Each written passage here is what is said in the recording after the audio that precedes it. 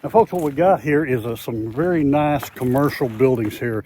There's a 40 by 60 right here and a 50 by 50, real tall building over there, I guess about 15, 16 foot over there. And as you can see, we're right off of Highway 196, right here before you get to the Genoa High School.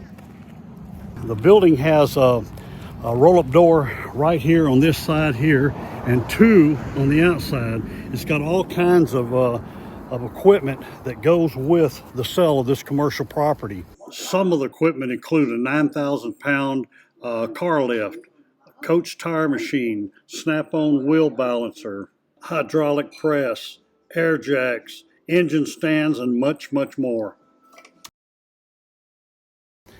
Back here you have a big 12-foot door leading into that 50 by 50 and two on the back side.